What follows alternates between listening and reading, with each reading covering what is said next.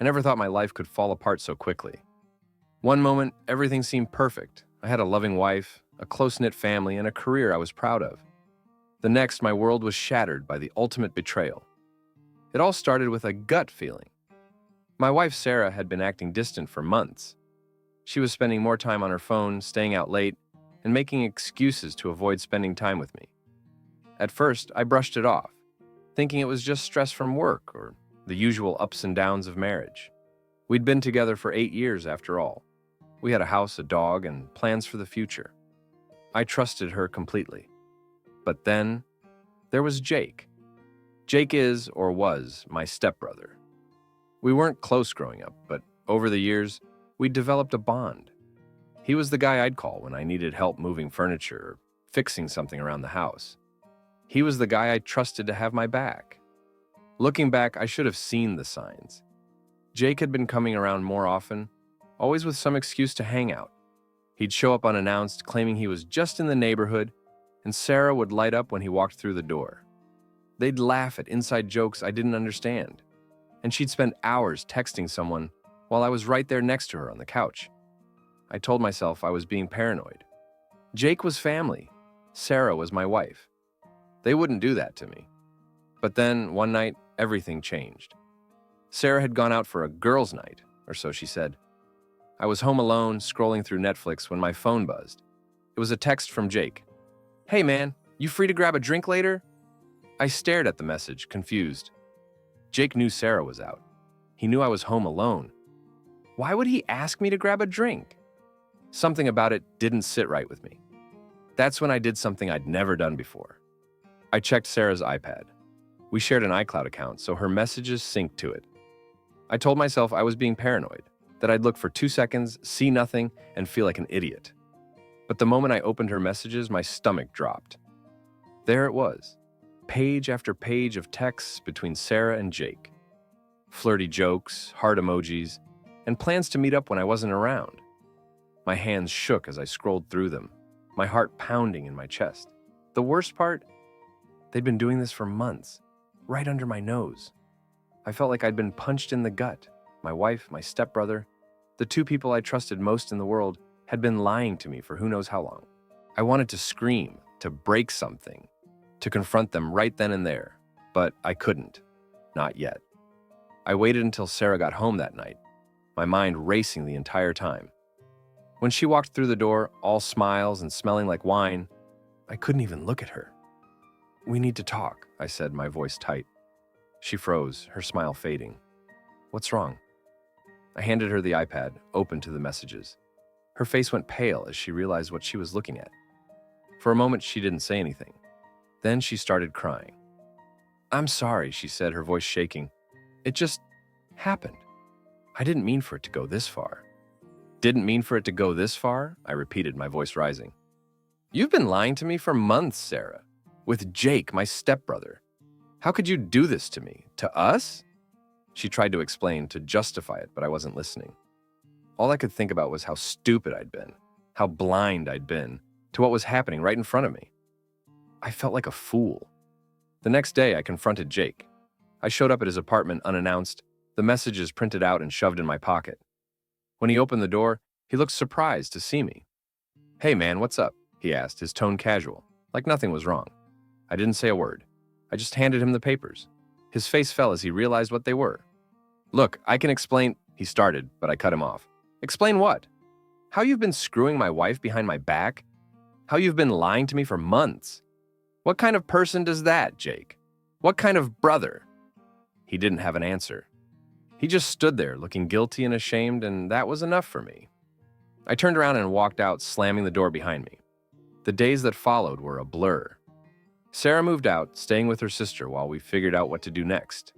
Jake tried to apologize, to explain that it wasn't what it looked like, but I wasn't having it. I blocked his number and cut him out of my life completely. The hardest part was telling my family. My parents were shocked, and at first, they didn't believe me. They thought I was overreacting, that Sarah and Jake's relationship was just a mistake. But when I showed them the messages, they couldn't deny the truth. Still, the fallout was messy. My mom, who had always been close to Jake, tried to play peacemaker, urging me to forgive him. My dad, on the other hand, was furious, not just at Jake, but at Sarah too. "How could she do this to you?" he asked, his voice shaking with anger. "After everything you've done for her?" I didn't have an answer. All I knew was that my life had been turned upside down, and I wasn't sure how to move forward. But one thing was clear. I wasn't going to let them destroy me. After the initial shock of the betrayal, I tried to pick up the pieces of my life. Sarah had moved out, and Jake was no longer part of my world. I filed for divorce, determined to move on, but the pain was still raw. Every day felt like a battle. Getting out of bed, going to work, pretending everything was fine when inside, I was falling apart. The hardest part was the silence. The house felt empty without Sarah. The dog, Max, would wander around looking for her, and I didn't have the heart to tell him she wasn't coming back. I threw myself into work, trying to distract myself. But no matter how busy I was, the thoughts always crept in. How could she do this to me? How could Jake? Meanwhile, Sarah and Jake's relationship was unraveling in ways I couldn't have predicted. From what I heard through mutual friends, their affair hadn't magically turned into some fairy tale romance. Instead, it was a mess of jealousy, guilt, and regret. Jake, it turned out, wasn't the knight in shining armor Sarah had made him out to be. He was selfish and unreliable, and he quickly grew tired of playing the role of the supportive boyfriend. He started pulling away, making excuses to avoid seeing her, and eventually he stopped answering her calls altogether. Sarah was devastated. She'd thrown away her marriage, her family, for a man who didn't even want her. And when she tried to reach out to me to apologize and ask for another chance, I shut her down. "You made your choice," I told her over the phone, my voice cold. "Now, you have to live with it." But the real kicker came when my grandma got involved. Grandma had always been my biggest supporter. She was the one who'd taught me how to ride a bike, who'd cheered me on at every school play, who'd been there for me when my parents divorced. She was my rock. When she found out about what Jake had done, she was furious. She called him out in front of the whole family, telling him he was a disgrace and that she was ashamed to call him her grandson. Jake tried to defend himself, but Grandma wasn't having it. "You betrayed your own family," she said, her voice shaking with anger. "You don't deserve to be part of this family anymore." Those words hit Jake hard. He'd always been close to Grandma, and her disapproval cut deeper than anything else. He tried to apologize, to make amends, but she wouldn't listen. A few months later, Grandma passed away. It was a devastating loss, but in her will, she made her feelings clear. She left me her entire $10 million fortune, disowning Jake completely. When I found out, I was stunned. I hadn't expected anything like that. Grandma had always been generous, but this was on another level. I felt a mix of emotions, gratitude, sadness, and a strange sense of justice. Jake, on the other hand, was furious. He called me, demanding to know why Grandma had left him nothing. "You think you deserve it?" I asked, my voice cold. "After everything you've done?" "She was my grandma too," he shouted. "I deserve a share of that money." "You lost the right to call her your grandma when you betrayed me," I said. "Now, leave me alone." I hung up, but Jake didn't give up that easily. He started showing up at my house, begging for a share of the inheritance. He even tried to guilt-trip me, saying he was struggling financially and needed the money. But I wasn't having it.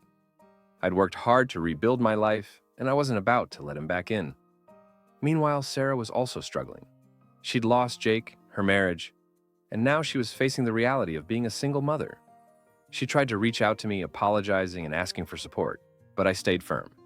"You made your choice," I told her. "Now you have to live with it." It wasn't easy, but I knew I had to stay strong. I'd been through hell, but I was starting to see the light at the end of the tunnel. With the inheritance, I started a new chapter in my life. I paid off my debts, bought a new house, and even started a charity in Grandma's name. I focused on healing, finding happiness, and building a future without Jake or Sarah. But the best part, watching karma do its work. Jake's life continued to spiral. He lost his job, his apartment, and even his friends. He was alone, desperate, and begging for help, but I wasn't about to give it to him. Sarah, meanwhile, was struggling to raise their child on her own. She'd lost everything: her marriage, her family, and her self-respect. As for me, I was finally starting to find peace. I'd been through hell, but I'd come out stronger on the other side, and that was the best revenge of all. Life after the betrayal wasn't easy, but it was mine.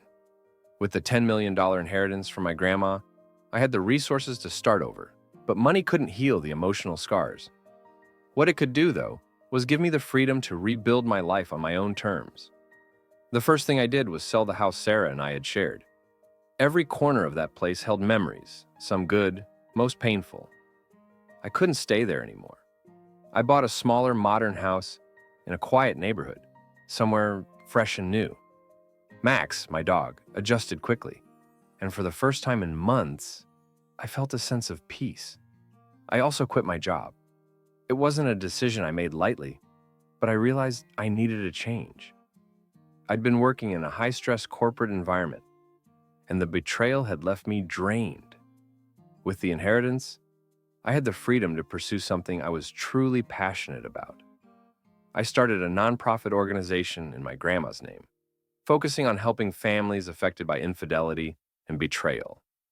It was my way of turning my pain into something positive. The charity took off faster than I expected. I shared my story, not the full details, but enough to connect with people who'd been through similar experiences. The response was overwhelming. Emails, letters, and donations poured in from people who'd been cheated on, lied to, or betrayed by someone they loved. It was humbling to realize I wasn't alone, and it gave me a sense of purpose I hadn't felt in years.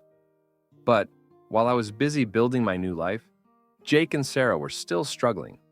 Jake, in particular, was a mess. After Grandma disowned him, he spiraled out of control. He lost his job, his apartment, and most of his friends. He tried to reach out to me multiple times, begging for help, but I refused. "You made your bed," I told him during one of his many desperate calls. "Now you have to lie in it." He didn't take it well. He showed up at my house one night, drunk and belligerent, demanding money. I called the police, and they escorted him off my property. It was a harsh move, but I wasn't about to let him drag me back into his chaos. Sarah, on the other hand, was quieter in her desperation. She reached out to me a few times, mostly through text, apologizing and asking for support. She was struggling as a single mother, and I could tell she was overwhelmed. "I know I don't deserve your help," she wrote in one message, "but I'm drowning, and I don't know what to do." I felt a pang of guilt reading her words. Despite everything she'd done, I didn't want to see her suffer, but I also knew I couldn't let her back into my life. Instead, I sent her a one-time payment to help with the baby's expenses, along with a simple message: "This isn't for you, it's for the child. Don't contact me again." She didn't. As the months passed, I started to feel like myself again. I dated a little, though it was strange and awkward at first. I wasn't sure if I'd ever fully trust someone again, but I was willing to try. I met a woman named Claire through the charity, and we hit it off immediately. She'd been through a similar situation, and we bonded over our shared experiences. It was nice to be with someone who understood what I'd been through.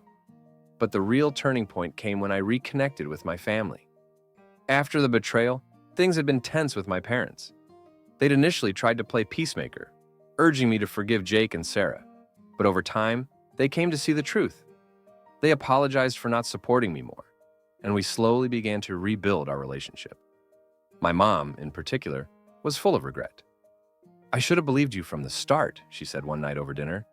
"I just didn't want to believe Jake could do something like that." "It's okay, Mom," I told her. "I'm just glad we're moving forward." And we were.